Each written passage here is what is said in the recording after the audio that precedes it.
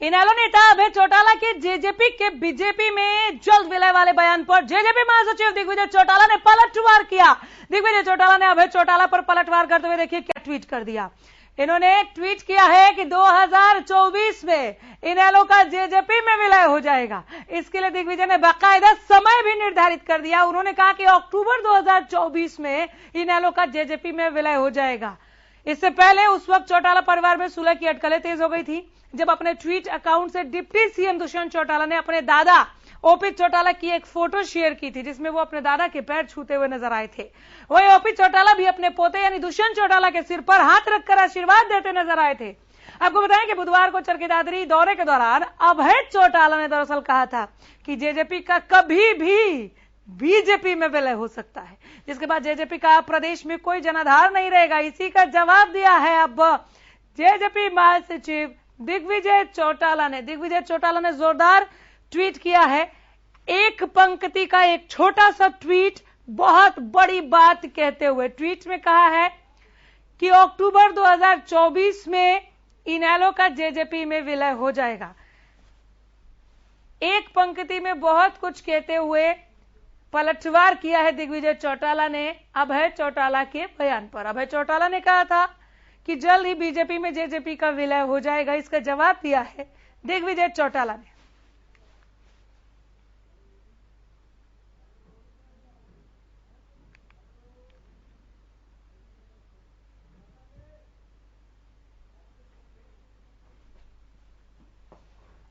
तो दिग्विजय का अभय चौटाला पर पलटवार।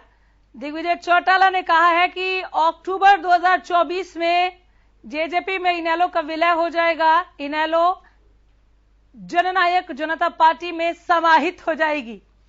अभय ने जेजेपी को लेकर दरअसल वार किया था ये कहते हुए कि बहुत जल्दी ये बीजेपी में शामिल हो जाएंगे, बीजेपी में इनका विलय हो जाएगा, जिसका जवाब दिया है अब दिग्विजय चौटाला ने।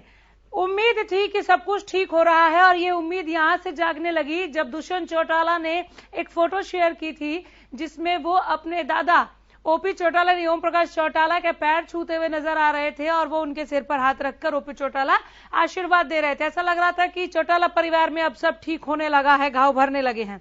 लेकिन वार पलटवार के सिलसिले ने एक नया ही अंदाज दिखा दिया दोनों ही नेताओं का, दोनों ही लोगों का। हमारे साथ अरविंद भारद्वाज जुड़ गए हैं, जेजेपी प्रवक्ता। अरविंद जी नमस्कार। अरविंद जी,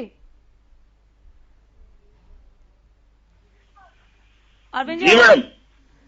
सर ये क्या चल रहा है? अभय चौटाला कभी कह रहे हैं कि आप लोग बीजेपी में बहुत जल्दी मिलने वाले हैं, अब दिग्विजय चौटाला कह रहे हैं कि अक्टूबर 2024 में इनेलो का ही विलय हो जाएगा जेजेपी में। ये वार पलटवार या वाकई ऐसा कुछ होने जा रहा है? देखिए, भारतीय जनता पार्टी और जननायक जनता पार्टी का तो जो होना था वो हो लिया। हमारा गठबंधन है प्रदेश सरकार में और बहुत अच्छा बेहतरीन काम ये गठबंधन की सरकार हरियाणा प्रदेश में कर रही है। रही बात इंडियन नेशनल लोकदल की, इंडियन नेशनल लोकदल की जो मान्यता है वो 2024 में खत्म होने जा रही है, क्योंकि इनके पास जो रिक्वायर्ड जो मत प्रतिशत चाहिए वो ये विधानसभा लोकसभा चुनावों में नहीं ले पाए। तो ये 2024 का जो लोकसभा का चुनाव है उसके बाद इनकी मान्यता जो है पार्टी की वो एक पार्टी के तौर पर खत्म हो जाएगी। तो मजबूरन इनके लिए कोई विकल्प नहीं बचना। ये लोग जो बचे हैं वो हमारी तरफ देखेंगे और इनके पास क्या विकल्प है। तो ये तो खुद पार्टी खत्म होने जा रही है जो दूसरों को विलय की बात कर रहे हैं। इनकी तो पार्टी का अपना ही खत्म होगा और फिर ये कार्यकर्ताओं का समायोजन होगा हमारे साथ, और क्या है जो बच्चे कुछ है दो चार इनके पास। कार्यकर्ताओं का समायोजन होगा, अभय चौटाला नहीं आएंगे? जो आना चाहे, जो अच्छे मेहनती वर्कर हैं वो उनके लिए दरवाजे खुले हुए हैं, वो हमारे अपने परिवार के सदस्य हैं, हम उनका स्वागत करेंगे। सर ये जेजेपी के लिए जो बयान आया था कि बीजेपी में बहुत जल्द आपका विलय हो जाएगा, ये उसका एक पलटवार मात्र था या वाकई आप लोग नहीं ये पलटवार 2024 के लिए गणित बिठा रहे? सर एक समय भी निर्धारित कर दिया आपने ट्वीट में, वो अक्टूबर लिख रहे हैं कि अक्टूबर 2024 में विलय हो जाएगा इनेलो का जेजेपी में। नहीं, मैं बताऊं आपको, ये सिर्फ वार पलटवार की बात नहीं है, ये एक टेक्निकल बात भी है। मई जो 2024 में लोकसभा का इलेक्शन होगा उस तक का टाइम है इनके पास। उसके बाद ये पार्टी खत्म हो जाएगी। इंडियन नेशनल लोकदल का वजूद हरियाणा में से खत्म हो चुका होगा। इनके कार्यकर्ता जो बचेंगे उनकी मजबूरी होगी, फिर वो सब हमारे साथ, क्योंकि हमारे परिवार के सदस्य रहे हैं सब, हम उनका स्वागत करेंगे। जो अच्छे लोग हैं उनको पार्टी में लेंगे, क्योंकि ये टेक्निकली खत्म हो जाएगा, वार पलटवार की बात नहीं है।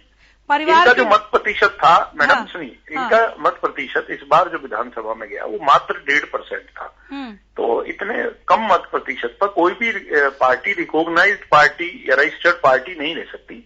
एक निर्दलीय के तौर पर लड़िए, आप जैसे और भी हैं निर्दलीय विधायक और भी हरियाणा में जीत के आए हैं। ऐसे ही एक विधायक ये है, एक विधायक कांडा जी हैं, एक विधायक और भी हैं निर्दलीय जो गोलन जी हैं या और हैं। तो उन्हीं की तरह ही आज भी उन्हीं की तरह है, एक एक एमएलए लेकर, जैसे और सब निर्दलीय हैं ऐसे ही इन्हें मान लीजिए। क्या पार्टी में क्या आपके इस जितना वो प्रतिशत उनका है इतना ही इनका है। अरविंद जी, आपके इस टेक्निकल पॉइंट पर क्यों ना इनेलो की भी राय ले ली जाए, जो ले लीजिए उनकी। बिल्कुल बिल्कुल, जो टेक्निक आपको समझ में आ रहा है कि इनेलो 2024 में एकदम खत्म हो जाएगी और फिर कार्यकर्ता खुद ही चलकर आ जाएंगे, इसलिए आप लोगों ने विलय की बात कही। ओमकार हमारे साथ जुड़ गए हैं, प्रवक्ता इनेलो हैं। ओमकार जी नमस्कार, सुन रहे थे अभी आप अरविंद भारद्वाज जी को, जवाब देना चाहेंगे? नमस्कार जी, पहले तो बताइए कौन भाई साहब बोल रहे थे? प्रवक्ता अरविंद भारद्वाज, प्रवक्ता जेजेपी। अच्छा, अरविंद भारद्वाज जी, ठीक है, आपकी क्या सोच है तो आप ही पर डिपेंड करता है। और मैं बताना चाहूंगा, हमारे को संविधान में विचार और अभिव्यक्ति की स्वतंत्रता दे रखी है। ये स्वतंत्र है क्या कहने के लिए, लेकिन कौन खत्म होगा कौन नहीं खत्म होगा ये तो भविष्य के गर्भ में है, भविष्य बताएगा।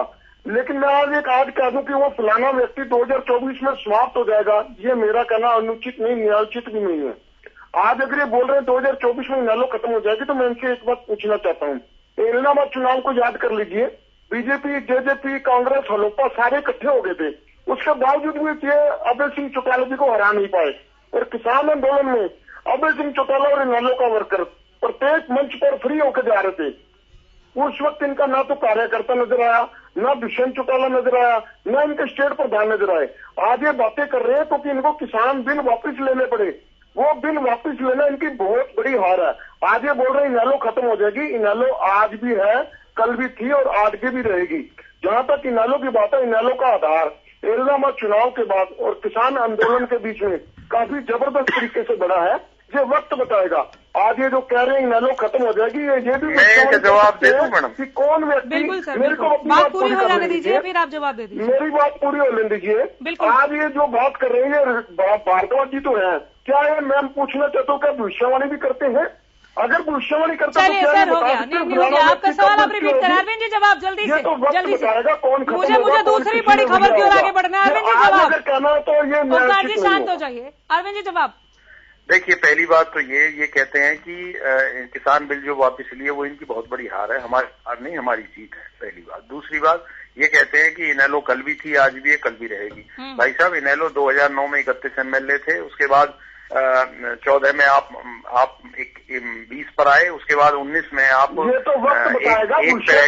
मुझे बोलने दीजिए ना, मुझे बोलने दीजिए ना भाई साहब, मुझे बोलने दीजिए। अभिव्यक्ति की आजादी सिर्फ आपको ही है क्या? अरे नहीं ओंकार जी, आप लोगों ने फिर भविष्य के गर्व वाली बात छोड़ी नहीं ना। सबसे पहले तो आपने शब्द भविष्यवाणी की थी, सबसे पहले आपने भविष्यवाणी की। अब आपके लिए अगर भविष्यवाणी हो रही है तो आपको इतना तीखा क्यों लग रहा है? रुक जाइए ना, आप तो बोलने ही नहीं दे रहे, आप बोले नहीं दे रहे। भविष्यवाणी तो सबसे पहले आपके नेता ने की थी कि जेजेपी का विलय हो जाएगा बीजेपी में। दूसरी बात ये है कि इनेलो जो 23-24% से कभी नीचे वोट प्रतिशत जिसका नहीं गया, वो पार्टी इस पिछले चुनाव में सिर्फ मात्र 1.5% पर सिमट गई। और अब भी आप ये उम्मीद करते हैं कि इनेलो बची हुई है, तो ये आपके मतलब गलतफहमी है। आप दोनों का बहुत शुक्रिया, बहुत शुक्रिया आप दोनों का। जनता जनार्दन को तय करने दीजिए कि कौन आएगा और कितनी संख्या में आएगा, उसके बाद देखेंगे कि किसका कहाँ विलय होता है या नहीं होता है। फिलहाल बहुत शुक्रिया आप दोनों का।